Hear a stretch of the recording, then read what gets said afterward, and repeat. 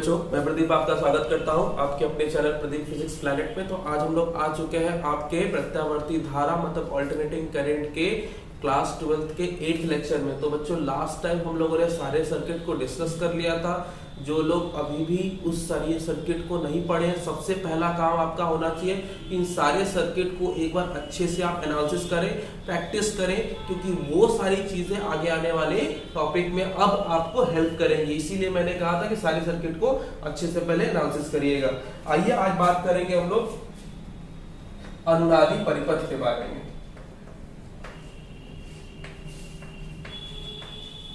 अनुनादी परिपथ बेसिकली बच्चों resonance circuit इसको कहते हैं हम लोग। तो रेजोनेंस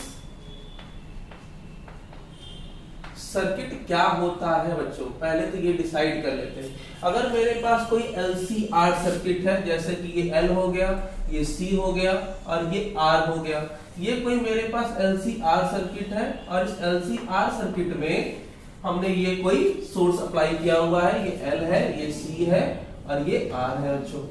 सिमिलरली अगर मैं किसी ऐसे सर्किट के बारे में बात करूं जहां पर L का रेजिस्टेंस, इफेक्टिव रेजिस्टेंस जिसको XL कहते हो, और C का इफेक्टिव रेजिस्टेंस जिसे आप XC कहते हो, अगर दोनों वैल्यू आपस में इक्वल हो जाए तो ऐसे केस में जैसे ही ये दोनों आपस में इक्वल हो जाते हैं तो ये एक फ्रीक्वेंसी जनरेट करता है, फ्रीक्वेंसी से ऑसिलेट करता है, कंपन करता है आवृत्ति से। और इस तरीके की आवृत्ति जिस सर्किट में उत्पन्न होती है, इस सर्किट को हम लोग कहते हैं आपकी रेजोनेंस सर्किट। ठीक, रेजोनेंस मतलब अनुनादी परिपथ। तो बात समझिएगा, वह LCR परिपथ जिसमें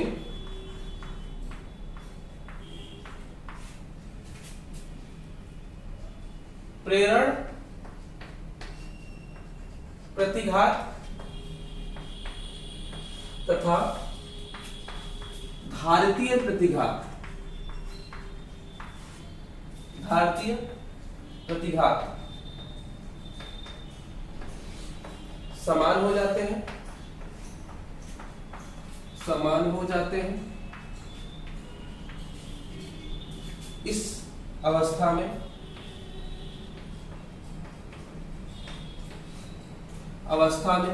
परिपथ में आवृत्ति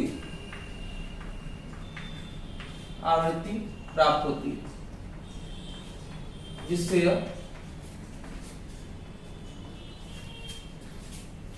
जिससे यह कंपन मतलब रेजोनेंस कह सकते हो, कंपन करते हैं। यह परिपथ अनुनादी परिपथ कहलाता है। अनुनादी परिपथ कहलाता है।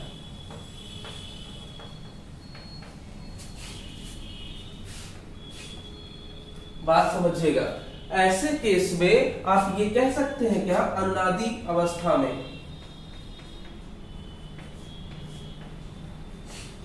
अनुनादी अवस्था में ऐसे केस में आप बोल सकते हैं कि XL is equal to XC।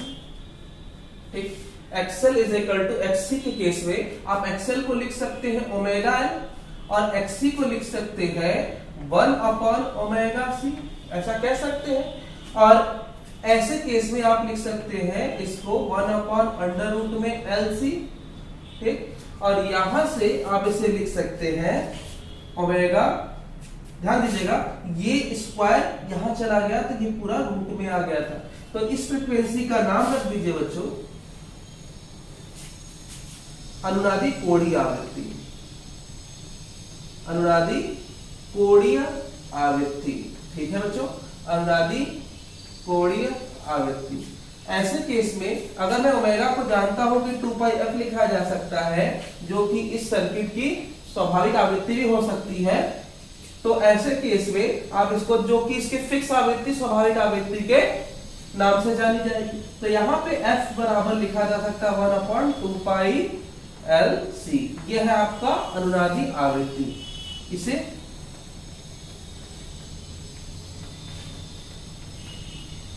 अनुनादी आवृत्ति कहते हैं। लो भाई, आपका फ्रीक्वेंसी आ गया। अब उस फ्रीक्वेंसी के कुछ क्राइटेरियाज है कि कोई भी अनुनादी परिपथ कब अनुनादी होगा या उसके क्या है शर्तें, क्या क्या चीजें देखने को मिलेगी। तो इसकी सबसे इंपॉर्टेंट कंडीशंस है, शर्तें हैं। कंडीशन, शर्त, क्या क्या शर्त है? सबसे पहली शर्त, मतलब इसमें फ्रीक्वेंसी तो आ गई, सबसे पहली जो शर्त होगी वो ये होगी कि एक्सएल और एक्ससी आपस में बराबर होना चाहिए, पहली शर्त। दूसरी शर्त, इस परिपथ में जो प्रतिबाधा है, परिपथ में प्रतिबाधा न्यूनतम होना चाहिए। ये कितना होगा तो मैं बता दूं, ये एक्चुअली हो जाएगा, यहां पर एक्सएल माइनस एक्ससी हुआ करता तो वो 0 हो जाएगा, प्लस आर स्क्वायर। और सिमिलरली आप ये कह सकते हो कि जेड मिनिमम की वैल्यू किसके बराबर होनी चाहिए ऐसे केस में? उस परिपथ में लगे प्रतिरोध के बराबर होना चाहिए। ये कुछ शर्तें होगी, और भी देखते हैं। कंडीशन में 2 पॉइंट के बाद अगर मैं इसके ग्राफ के बारे में बात करूं कि जब Z मिनिमम है तो ऐसे केस में इसके पास एक फ्रीक्वेंसी तो होगी, मतलब ये सर्किट एक ऑसिलेशन तो करेगा। ऑसिलेशन का मतलब होता है एक बार ये लोग आपस में ऊर्जा का एक्चुअली स्थानांतरण करते हैं, जिसको हम लोग ऑसिलेशन या कंपन कहते हैं।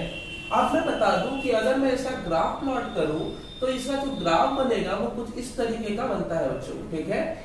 ये ग्राफ ये बताता है कि जब Z की वैल्यू ये सबसे कम होगी, ये लीजिए भाई सबसे कम, तो जब ये Z की वैल्यू सबसे कम होगी तो ऐसे केस में जो फ्रीक्वेंसी होगी ये वाली वैल्यू, ठीक है, इसे हम इसकी सबसे मैक्सिमम फ्रीक्वेंसी कह सकते हैं, स्वाभाविक आवृत्ति इस सर्किट की कहेंगे जिससे वो कर सकता है। इससे ज्यादा होने के चांसेस तो है नहीं। ये फ्रीक्वेंसी का कर्व है जो कि आवृत्ति कहलाएगा, और इस आवृत्ति में ये एक्चुअली मैक्सिमम फ्रीक्वेंसी होगी इस सर्किट की, जिसके लिए कर्व हमने बनाया है, ड्रॉ किया है।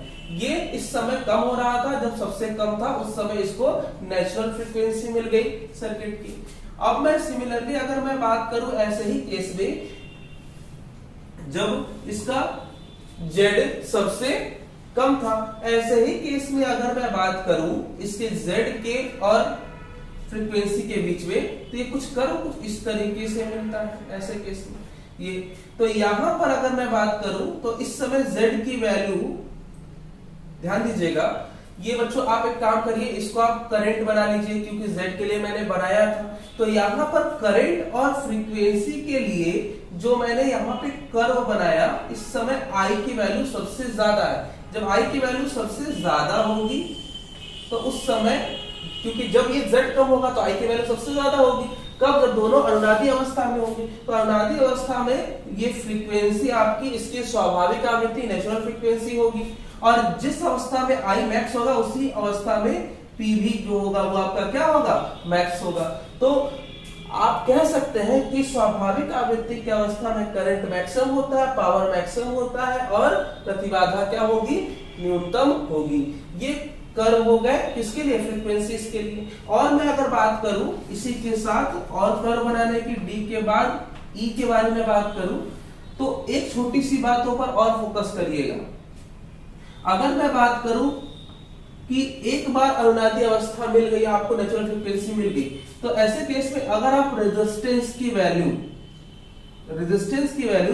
एक बार बढ़ा भी दे ना, रेजिस्टेंस की वैल्यू एक बार बढ़ा भी दे और घटा भी दे, तो भी इसकी नेचुरल फ्रीक्वेंसी जो कि इसकी स्वाभाविक आवृत्ति है, इस पर कोई इफेक्ट नहीं पड़ता। याद रखिए, फिर से मैं रिपीट कर रहा हूं कि एक बार अगर सर्किट ने, मतलब इस परिपथ ने आपकी नेचुरल फ्रीक्वेंसी ऑब्टेन कर ली, प्राप्त कर लिया, तो ऐसे केस में देखो यहाँ पे करंट जो है आपको कम देखने को मिल रहा है। तो ऐसे केस में आपने रेजिस्टेंस क्या है? बढ़ा दिया है, मान लीजिए 2R कर दिया है, और पहले वाले केस में आपने करंट जो था वो पाया था, थोड़ा ज्यादा पाया था, यहाँ पर, और ये था आपका जब R था तो उस समय करंट की वैल्यू थोड़ी ज्यादा हुआ करती थी। तो जब आप देख पा रहे हो कि रेजिस्टेंस कम था, उस समय करंट ज्यादा था, उस समय भी नेचुरल फ्रीक्वेंसी f0 थी, और अगर आपने रेजिस्टेंस को क्या किया, बढ़ा दिया, तो भी आपको करंट कम मिला, लेकिन नेचुरल फ्रीक्वेंसी में कोई चेंज नहीं होता है। मतलब रेजिस्टेंस का करंट पे इफेक्ट जरूर पड़ता है, लेकिन नेचुरल फ्रीक्वेंसी पर कोई इफेक्ट नहीं पड़ेगा। एक बार इसने अगर नेचुरल फ्रीक्वेंसी ऑब्टेन कर ली, मतलब प्राप्त कर लिया तब। ठीक, ई के बाद बच्चों आपका एफ देखिएगा, थोड़ा ध्यान से समझने की कोशिश करिएगा। मैं अगर एलसीआर के श्रेणी क्रम में मैं अगर बात करूं, तो ये एक तरीके से बिहेव करता है आपके वोल्टेज मैग्निफिकेशन की तरह में, या वोल्टता प्रवर्धन की तरह, वोल्टता प्रवर्धन के भांति व्यवहार करता है,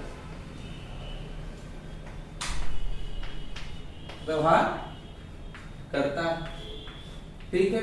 तो जितना अच्छा वोल्टेज मैग्नीफाई होगा उतना अच्छा, जिसको हम लोग क्वालिटी फैक्टर भी कहते हैं, ठीक है। तो वोल्टेज प्रवर्धन गुणांक, ठीक है, वो आपका गुणवत्ता गुणांक कहलाएगा। अब ये डिसाइड कैसे होता है, आइए थोड़ा समझते हैं। उदाहरण के लिए मान लेते हैं कि आप किसी एलसीआर परिपथ में R का जो रेजिस्टेंस है वो 5 ओम ले लेते हो, और ये जो आपने लगाया है इसका VRMS जो कि आप रीडिंग ले सकते हो वो 100 वोल्ट है, मान सकते हो ना। ये तो आप वोल्टेज मेजर कर ही लोगे, जो आप मेजर करते हो वो VRMS आता है, तो VRMS इसका जो है वो 100 वोल्ट है, मान लेते हैं, ठीक है। तो ऐसे केस में आप ये भी मान सकते हो कि जो इसका इफेक्टिव रेजिस्टेंस है वो इसके इफेक्टिव रेजिस्टेंस के बराबर होगा, तभी ये अनुनादी होगा। तो अनुनादी की अवस्था में मान लेते हैं कि इसका जो वोल्ट है वो क्या है, 25 ओम है, ऐसा मान लेते हैं। दोनों का जो रेजिस्टेंस है वो सेम होना भी चाहिए। इस अवस्था में आप कहोगे कि इसका IRMS कितना आएगा, जो कि एक्चुअली इस सर्किट में हमें दिखाई देगा, वो होगा VRMS अपॉन रेजिस्टेंस। VRMS मतलब 100 और रेजिस्टेंस मतलब 5, कैंसिल किया, ये आ जाएगा 20 एम्पियर। ध्यान दीजिएगा 20 एम्पियर। अब इसी तरीके से अगर मैं बात करूं इस वाले सेक्शन के बीच में अगर वोल्टेज, तो इस वाले सेक्शन के बीच में वोल्टेज, इस वाले सेक्शन के बीच में वोल्टेज, पहले तो हम बात करेंगे कि इस वाले सेक्शन के बीच में मतलब VR कितना मिलेगा, इस सेक्शन के बीच में कितना वोल्टेज आना चाहिए, विभवांतर कितना आना चाहिए। तो आइए चेक कर लेते हैं I into R, ये IRMS है बच्चों, तो इसको आप रखिएगा कितना 20, और यहाँ पे आप मल्टीप्लाई कर सकते हैं किससे, 5 से, तो आपको 100 वोल्ट मिलेगा, जैसा कि आपने रखा ही था।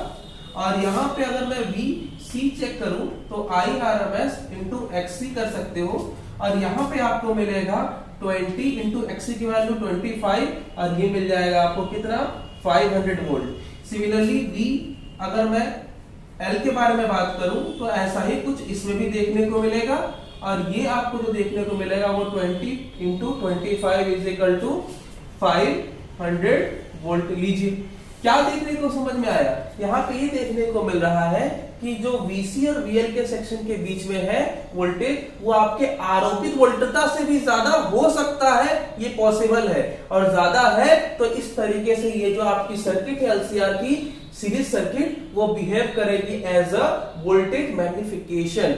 अब ये वोल्टेज मैग्निफिकेशन की तरह बिहेव करेगी तो इसका क्वालिटी वैल्यू इसके वोल्टेज मैग्निफिकेशन पर डिफाइंड होगा, ठीक है। तो LCR परिपथ में वोल्टता का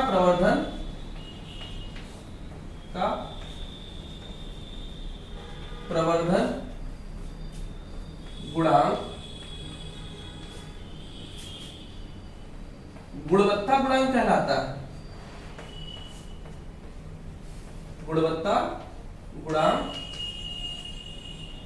कहलाता है। तो ऐसे केस है बच्चों, आप इसको लिख सकते हैं Q इज इक्वल टू, आपको क्या करना है, इनमें से कोई भी जिसमें वोल्टेज बड़ा है तो इसमें सब कुछ भी ले सकते हो, तो आप ले सकते हो VL या VC, VL अपॉन यहाँ पे लिख सकते हैं किससे, आप इसको लिख सकते हो VR से बड़ा हो रहा है। कितने टाइम्स बड़ा हो रहा है आपको पता है, VL की वैल्यू पता है, VR की वैल्यू, तो जितना ज्यादा होगा उतना गुना अधिक होगा।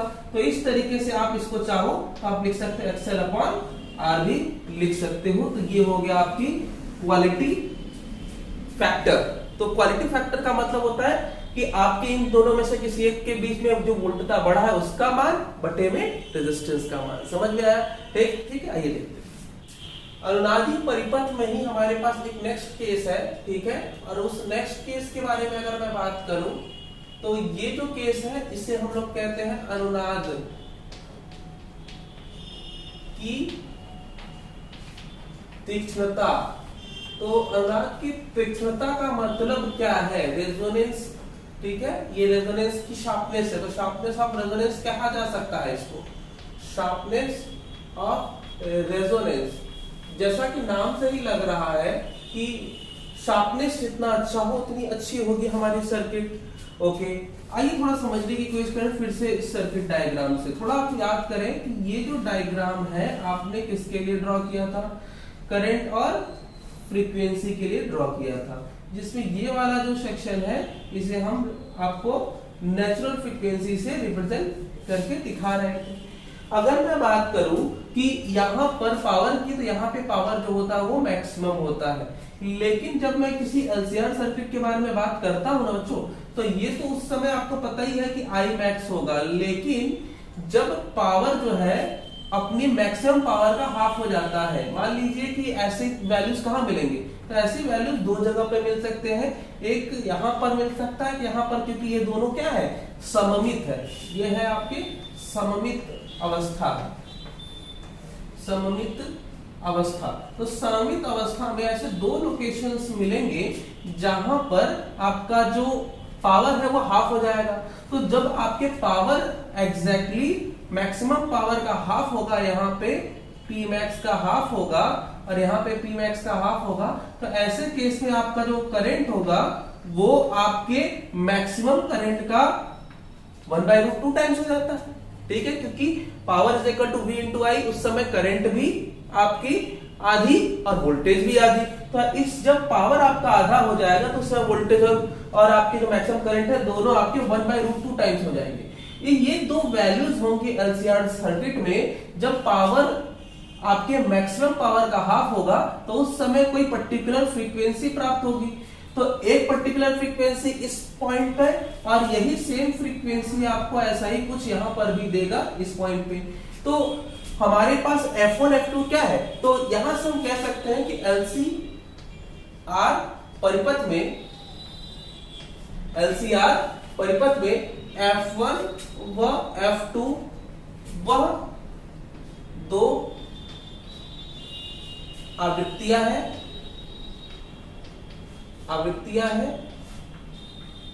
जिससे या जो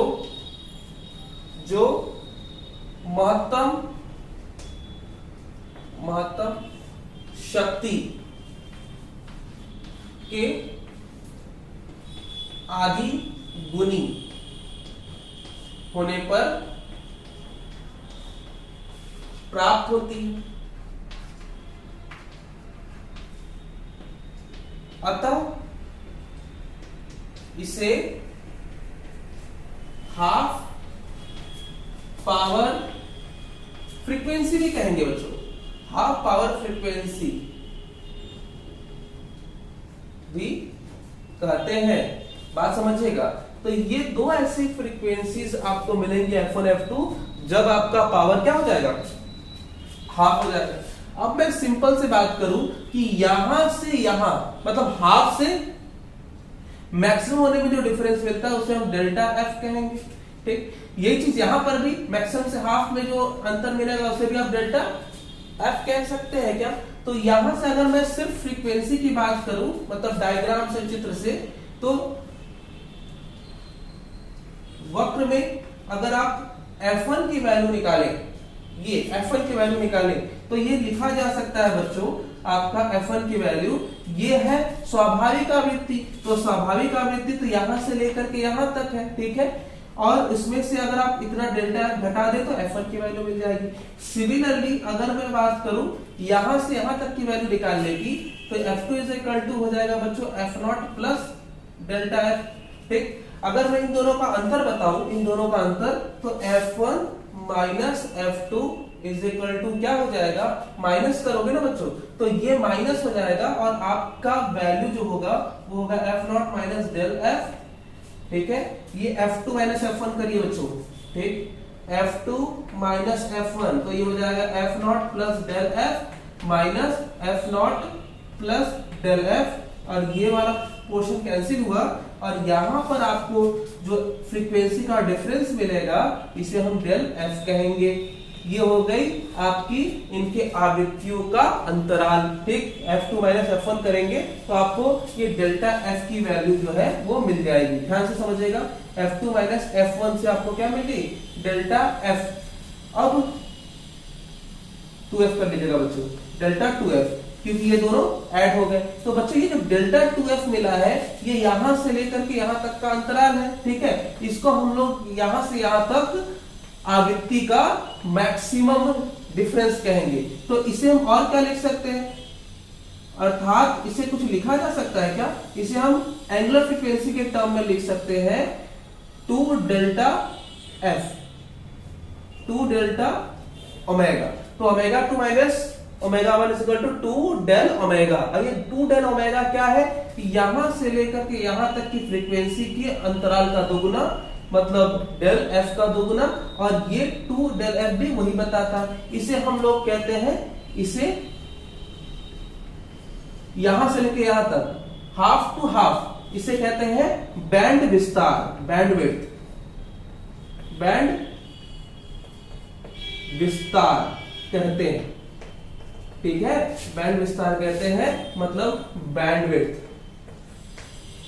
बात क्लियर करिए बच्चों, इसे बैंडविड्थ कहते हैं। कहां से कहां तक, जिस पर पावर एक बार मैक्सिमम हुआ था, फिर अगला पावर आपके मैक्सिमम से हाफ होने पर, तो हाफ पावर मैक्सिमम से हाफ पावर मैक्सिमम तक के बीच जो फ्रीक्वेंसी चेंज हुई, इस फ्रीक्वेंसी चेंज की जो पर्टिकुलर लेंथ थी उसे हम बैंडविड्थ कहेंगे, बैंड विस्तार कहेंगे। ध्यान से क्लियर करिए बच्चों इस बातों को। यहां से अगर मैं किसी अनुनाद की तीक्ष्णता के बारे में बात करूं तो अनुनाद की जो तीक्ष्णता होगी वो डिपेंड करती है मैक्सिमम वैल्यू और इनके डिफरेंस पर। ये डिफरेंस जितना छोटा होगा, ये डिफरेंस जितना छोटा होगा, ये पीक वैल्यू उतनी अच्छी होगी। ये चीजें आपके स्लोप ना हो तो अच्छा है, तो हम लोग इसकी तुलना करेंगे। तुलना कैसे करते हैं बच्चों, आइए देखते हैं।